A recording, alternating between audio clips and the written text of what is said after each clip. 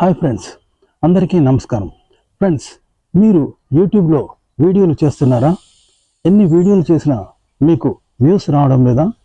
ఎన్ని వీడియోలు చేస్తున్నా మీకు సబ్స్క్రైబర్స్ రావడం లేదా? మీకు మోనిటైజేషన్ అనే కళ నెరవేరడం లేదా? యూట్యూబ్లో మీకు ఒక పేరు రావాలని, మీకు మోనిటైజేషన్ కావాలని, మీరు డబ్బులు సంపాదించాలని అనుకుంటున్నారు. కానీ ఆ కళ నెరవేరడం లేదు. ఎందుకంటే మీకు వ్యూస్ రావడం లేదు, సబ్స్క్రైబర్స్ రావడం లేదు. అంతే కదా ఫ్రెండ్స్, మీకు వ్యూస్ రావాలంటే, సబ్స్క్రైబర్స్ రావాలంటే ఏం చేయాలో ఇప్పుడు చెప్తాను. వ్యూస్ రావాలన్నా, సబ్స్క్రైబర్స్ రావాలన్నా కంటెంట్ ముఖ్యం. అలాగే దాన్ని ప్రజెంట్ చేసే విధానం ముఖ్యం. దీన్ని వీడియోలు చేయడం అంటారు. అంటే వీడియో మంచిగా చేస్తే జనాలు ఆదరిస్తారు, మీకు వ్యూస్ వస్తాయి, సబ్స్క్రైబర్స్ వస్తారు, మోనిటైజేషన్ అవుతుంది. అది ఎలాగో ఇప్పుడు తెలుసుకుందాం. చివరి దాకా చూడండి. మంచి మంచి ట్రిక్స్ ఇవి, ఇందులో ఫేక్ లేదు. వండర్ఫుల్ ట్రిక్స్ ఇవి, మీకు చాలా ఉపయోగపడతాయి. ఫ్రెండ్స్, యూట్యూబ్లో వ్యూస్ రావాలంటే మంచి కంటెంట్ ఉండాలి. అంటే మంచి విషయము, విశేషాలు ఇలాంటివి చెప్పాల్సి ఉంటుంది. కానీ ప్రతిసారి గొప్ప గొప్ప విషయాలు, గొప్ప గొప్ప విశేషాలు మనం క్రియేట్ చేయలేం కదా. అయితే మరి అలాంటి దానికి సొల్యూషన్ ఏమిటి అంటే, మీరు వాయిస్ ఓవర్ అనేది అద్భుతంగా ఇవ్వాలి. అయితే అద్భుతం అన్నాను కదా, ఇదేదో కష్టమైన పని అని అనుకోకండి. వాయిస్ ఓవర్లోనే మీ భావాలు, మీ ఆలోచనలు, అలాగే మీ ఫీలింగ్స్, మీ అనుభవాలు, అనుభూతులు అనేవి ఒలికించాల్సి ఉంటుంది. కెమెరా ముందుకు వచ్చిన తర్వాత మీలోని ఆ కంటెంట్ ఏదైతే చెప్పాలనుకుంటున్నారో దానికి సంబంధించిన ఆ సన్నివేశంలో లీనమై అదే భావం, అదే ఆలోచన, అనుభూతి అనేది ఒలికించాల్సి ఉంటుంది. అది ఎలాగో మీకు క్లియర్గా చెప్తాను. ఇప్పుడు మనం చిన్నప్పుడు ఏం చేసేవాళ్ళం, రేడియోలు ఉండేవి. టీవీలు లేని రోజుల్లో రేడియోలు మాత్రమే ఉండేవి. అలాంటి రోజుల్లో కొన్ని నాటికలు వచ్చేవి. నాటికలు అంటే రేడియోలో వీడియో ఉండదు కదా, కేవలం నాటికలు మాత్రమే వస్తూ ఉంటాయి. మరి ఆ నాటికలు మనం శ్రద్ధగా వినేవాళ్ళం. ఎందుకంటే ఆ నాటికలలో మనం వీడియోతో సహా చూసినంత చక్కగా వాళ్ళు వాయిస్తోనే మనకు అందించేవాళ్ళు. అంటే ఆ వాయిస్లోనే బాధ, సంతోషం, ఏడుపు, దుఃఖం లేదా లవ్, రొమాంటిక్ ఫీలింగ్స్ ఇలా ప్రతిదీ వాళ్ళు అందించేవాళ్ళు. అంటే ఆ గొంతుతోనే ఒలికించేవాళ్ళు. చూసారా, అంత చక్కగా వాళ్ళు అందించడం వల్ల, అలా పండించడం వల్ల ఆ సన్నివేశం చూస్తున్నంత చక్కగా మనకు ఫీలింగ్స్ వచ్చేవి. అంటే ఆ అనుభూతి కలిగేది. అలాంటప్పుడు మనకు వీడియోనే అవసరం లేదు అన్నంత చక్కగా వాళ్ళు ఆ గొంతుతోనే వాళ్ళు ఒలికించేవారు. అంటే ఆ సన్నివేశాన్ని, నాటికను తెలియచేసేవారు. కాబట్టి మీరు ఒక ఆర్టికల్ చదివిన తర్వాత, అంటే మీరు గూగుల్లోకి వెళ్ళి love tips, love failure tips, love depression నుండి ఎలా బయటపడాలి, ఇలాంటి వీడియోలు ఉంటాయి కదా, వాటిని చదివి వాటిని ఎలా చెప్పాలంటే, మీరు ఇప్పుడు చెప్పాను కదా, రేడియోలో నాటికలు వేస్తారు కదా, చిన్నప్పుడు చాలామంది చూసే ఉంటారు. రేడియోలలో నాటికలు వేస్తూ ఉంటే ఆ నాటికలలో వీడియో ఉండదు, కేవలం ఆడియో ఉంటుంది. రకరకాల పాత్రలు ఉంటాయి. తల్లి పాత్ర, తండ్రి పాత్ర, కొడుకు పాత్ర, భార్య పాత్ర, భర్త పాత్ర ఇలా ఉంటాయి. వాళ్ళు ఎలా మాట్లాడతారు, ఆ సన్నివేశానికి తగ్గట్టు అదే గొంతు, అదే సన్నివేశం, అదే భావం, అదే మనస్తత్వం, అదే ఆలోచనతో మాట్లాడుతూ ఉంటారు. అలా మీరు మాట్లాడండి. అంటే మీరు ఒక యాంకర్గా మాట్లాడుతున్నప్పుడు యాంకర్గా మాత్రమే మాట్లాడకండి. ఆ పాత్ర మాట్లాడితే ఎలా ఉంటుంది అలా వ్యవహరించాలి.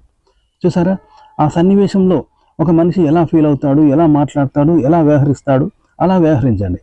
ఆ విధంగా వ్యవహరిస్తే కన్నుల ఆర, అంటే కళ్ళతో సరిగ్గా మన కళ్ళతో ఆ సన్నివేశాన్ని చూసినట్టుగా ఉంటుంది. ఇక్కడ చెప్పినట్టు ఉండదు, అంటే ఒక యాంకర్ చెప్పినట్టు ఉండదు. ఇప్పుడు ఆ సన్నివేశమే కళ్ళార వాళ్ళు కళ్ళతో ఆడియన్స్ చూస్తున్నట్టుగా ఉంటుంది. చూసారా, కాబట్టి మీరు చెప్పే విధానం ఇలా ఉండాలన్నమాట. ఇప్పుడు లవ్ ఫీలింగ్స్ ఉన్నాయనుకో, లవ్లో బాధపడ్డ అమ్మాయి ఎలా బాధపడుతుంది మనం చెప్పుకొని అలా చెప్పాల్సి ఉంటుంది. అలాగే లవ్లో సక్సెస్ అయిన వాడు ఎలా మాట్లాడతాడు, ఎగిరి గంతేస్తాడు కదా, ఆ విధంగా చెప్పాలి. ఒక వ్యక్తి బాధపడ్డప్పుడు, లవ్లో డిప్రెషన్ పొందినప్పుడు ఎలా బిహేవ్ ఉంటుంది అతన్ని, అంటే అతని ప్రవర్తన ఎలా ఉంటుంది, బాధగా ఉంటుంది కానీ ఉత్సాహంగా ఉండదు కదా, అలా బాధపడుతూ చెప్పండి. అలా చెప్తే వాళ్ళకు సరిగ్గా కళ్ళతో చూసినట్టు మీ ఆడియోలోనే తెలిసిపోతుంది. ఇక్కడ వీడియో అవసరం లేకుండానే ఆడియోలోనే తెలిసిపోతుంది. కాబట్టి నవరసాలు అనేవి మీరు ఆడియోతో పలికించండి. అందుకు ఉదాహరణ చెప్పాను. ఏది, రేడియోలో మనం నాటికలు వినేవాళ్ళం చిన్నప్పుడు. అవి ఎలా అయితే వాళ్ళు చెప్తారు, ఆ పాత్రల యొక్క గొంతు, వ్యవహారం, వాటి స్వభావం అనేది ఎలా ఉంటుందో అలాగే ఆ నాటకాలలో వాళ్ళు మాట్లాడుతూ ఉంటారు. ఆ విధంగా మీరు ఆ కంటెంట్ని, అంటే మీరు చదివిన ఆర్టికల్ని కెమెరా ముందు అదే ఫీలింగ్స్తో వ్యవహరిస్తూ చెప్పాలి. అంతేగాని యాంకర్గా చెప్పకండి. అదే భావంతో, అదే అనుభవం, అదే అనుభూతితో ఆ పాత్ర మాట్లాడితే ఎలా ఉంటుందో అలా మీరు వ్యవహరిస్తూ ఉండాలి. అలాగే మీకు మరో ఉదాహరణ చెప్తాను. మనం ఇప్పుడు సినిమా పాటలు వింటూ ఉంటాం కదా, ఆ తర్వాత ఏం చేస్తాం? సినిమా పాటలు పాడుతూ ఉంటాం. సినిమా పాటలు ఎలా పాడతాం? ఇప్పుడు లవ్ సాంగ్స్ ఉంటాయి, లవ్ ఫెయిల్యూర్ సాంగ్స్ ఉంటాయి, అలాగే ప్రేమ పాటలు ఉంటాయి, ఇలా ఎన్నో రకాల పాటలు ఉంటాయి కదా. విప్లవ గీతాలు ఉంటాయి, భక్తి గీతాలు ఉంటాయి. సో ఇవన్నీ ఎలా అలాగే అమ్మ పాటలు ఉంటాయి, కొడుకు పాటలు ఉంటాయి. సో ఇవన్నీ ఎలా పాడతారు అంటే అదే ఫీలింగ్స్తో, అదే భావంతో, అదే అనుభూతితో, అదే అనుభవంతో అతను పాడుతూ ఉంటాడు బాలసుబ్రహ్మణ్యం. అలాగే హీరోయిన్ కూడా అలాగే పాడుతూ ఉంటుంది. అదే భావం, అదే ఆలోచన, అదే అనుభూతితో పాడుతూ ఉంటారు. మనం ఆ పాట విన్న తర్వాత మనం అలాగే పాడతాం. అంటే మనం ఆ పాట ఎలా పాడతాం? అదే అనుభూతి, అదే అనుభవం, అదే ఆలోచన, అదే భావంతో పాడతాం కదా. అలా పాడినప్పుడు మనకు అదే ఫీలింగ్ కలుగుతూ ఉంటుంది, అలాగే వినే వాళ్ళకి అదే ఫీలింగ్ కలుగుతూ ఉంటుంది. ఇగో ఇదే విధంగా మీరు ఒక ఆర్టికల్ చదివిన తర్వాత ఆ ఆర్టికల్లో ఉన్న సన్నివేశానికి తగ్గట్టు, పరిస్థితులకు తగ్గట్టు, సమయ సందర్భాలకు తగ్గట్టు ఆ పాత్రలు ఎలా వ్యవహరిస్తాయి అదే భావంతో ఆ పాత్రగా మాట్లాడండి. ఆ పాత్రల భావాలు, ఆలోచనలు, అనుభూతులు ఎలా అయితే వ్యవహరిస్తుందో అలా వ్యవహరించాలి. అంతేగాని మీరుగా చెప్పకండి. మీరు చెప్తే మీరే ఉంటారు, చెప్పడం అవుతుంది. కానీ ఆ పాత్ర వ్యవహరిస్తే అక్కడ ఎలా ఉంటుంది ఆ విధంగా చెప్పండి. ఉదాహరణకి బాధతో కూడిన విషయాన్ని బాధగా చెప్పాలి ఆ పాత్రగా. లవ్ ఫెయిల్యూర్ ఉంది, లవ్లో ఫెయిల్ అయిన వ్యక్తి ఎలా చెప్తాడు? బాధపడుతూ, తలదించుకుంటూ, ఏడుస్తూ, కుమిలిపోతూ చెప్తాడు, కానీ సంతోషంగా చెప్పడు కదా. అలా చెప్పండి. లవ్లో సక్సెస్ అయినవాడు ఎగిరి గంతేస్తాడు, సంతోషపడతాడు, ఉల్లాసంగా, ఉత్సాహంగా, నా అంత గొప్పవాడు లేడు అన్నట్టుగా చెప్తాడు కదా. అని అలా చెప్పండి. దీనికి తాజా ఉదాహరణ మీరు పాటలే. ఇప్పుడు పాటలు వింటే లవ్ ఈజ్ గాన్ అంటూ ఏదో లవ్లో ఫెయిల్ అయిన పాట ఉంటుంది. ఆ లవ్లో సక్సెస్ అయిన వాడు ఏం చేస్తాడు? ఐ లవ్ యూ ఓ హారిక అంటూ ఓ పాట ఎగిరి గంతేస్తూ ఉంటాడు. విషాద పాటలు ఉంటాయి, బాధ పాటలు ఉంటాయి, భక్తి పాటలు ఉంటాయి, ప్రేమ పాటలు ఉంటాయి, ఫెయిల్యూర్ సాంగ్స్ ఉంటాయి లవ్లో. ఇవన్నీ సన్నివేశానికి, సమయానికి తగ్గట్టు ఉంటాయి కదా. మనం ఆ పాట వింటేనే ఆ ఫీలింగు, ఆ గొంతు విన్నప్పుడు మనకు అర్థమవుతుంది వీళ్ళు బాధలో ఉన్నారు, వీళ్ళు సంతోషంలో పాడుతున్నారు, వీళ్ళు ఫెయిల్ అయి పాడుతున్నారు, వీళ్ళు తల్లి కొడుకుల పాట అనేది ఆ వాయిస్లో వింటేనే మీకు తెలుస్తుంది. చూసారా? అలా మీరు ఆర్టికల్ని చదివి అదే ఫీలింగ్స్తో చెప్పండి. చెప్తే వినే వాళ్ళకి చక్కగా ఆ సన్నివేశమే వచ్చి మాట్లాడుతున్నట్టుగా ఉంటుంది. ఆ సన్నివేశాన్ని కళ్ళారా చూస్తున్నట్టుగా ఉంటుంది. అంటే మీరు యాంకర్గా అనిపించరు, ఇప్పుడు మీరే ఆ పాత్రలాగా అనిపిస్తారు. అంటే ఇప్పుడు బాధ పాత్రను చూస్తున్నట్టుగా ఉంటుంది మీరు బాధతో చెప్తే. మీరు సంతోషంగా చెప్తే సంతోషంగా ఆ పాత్ర వచ్చి మాట్లాడుతున్నట్టుగా ఉంటుంది. అలాగే మాట్లాడాలి. ఆ ఏడుపుని ఏడుస్తూ ఉన్నట్టుగా మీరు మాట్లాడాలి. అలా మాట్లాడితే ఆ వ్యక్తి వచ్చి ఏడుస్తున్నట్టుగా ఉంటుంది. ఇలా చెప్తే మీరు ఎంతో గొప్ప కంటెంట్ తీసుకొచ్చి, ఒక గొప్ప ఆర్టికల్ తీసుకొచ్చి చెప్పాల్సిన పని లేదు. ఈ విధంగా చెప్తే సరిపోతుంది. మీ వీడియోను చివరి దాకా చూస్తారు, ప్రేక్షకులకు ఎంటర్టైన్మెంట్ అవుతుంది, చక్కగా అర్థమవుతుంది, బాగుంటుందన్నమాట. అయితే ఇంతవరకు మీకు నేను ఆడియో గురించి మాత్రమే చెప్పాను. అంటే మీరు కెమెరా ముందుకు వచ్చిన తర్వాత ఎలా మాట్లాడాలి ఒక విషయాన్ని అనేది చెప్పాను.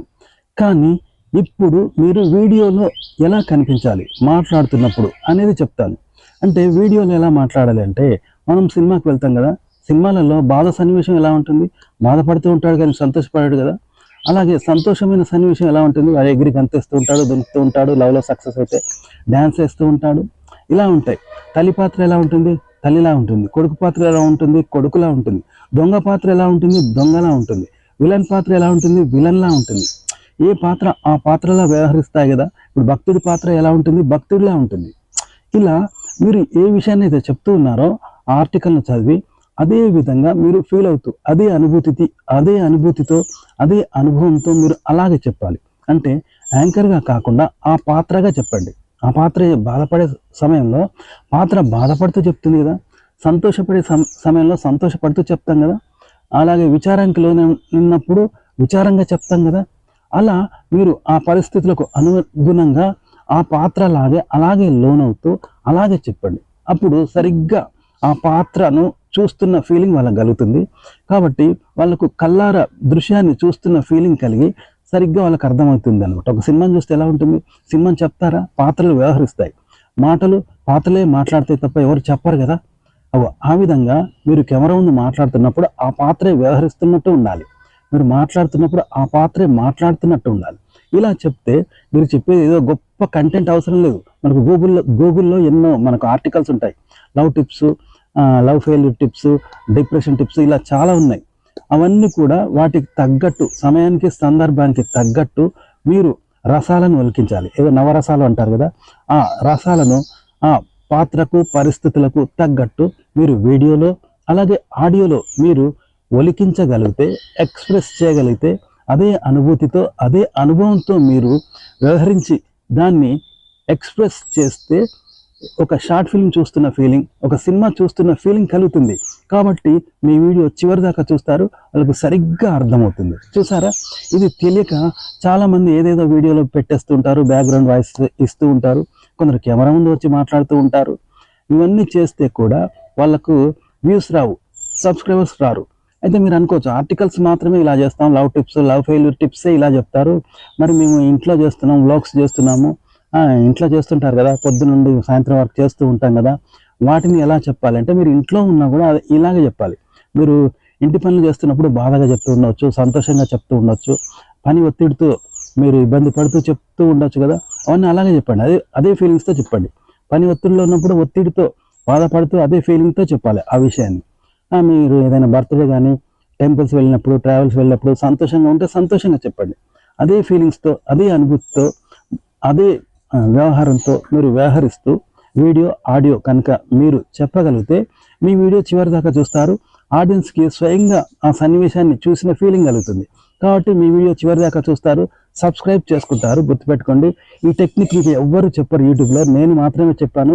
ఇలాంటి మరిన్ని మంచి మంచి వీడియోస్ తప్పకుండా అందిస్తాను. ఫ్రెండ్స్, ఈ వీడియో నచ్చితే లైక్ చేయండి, కామెంట్ చేయండి, మా ఛానల్ని సబ్స్క్రైబ్ చేసుకోవడం మర్చిపోకండి. సెలవు, నమస్కారం.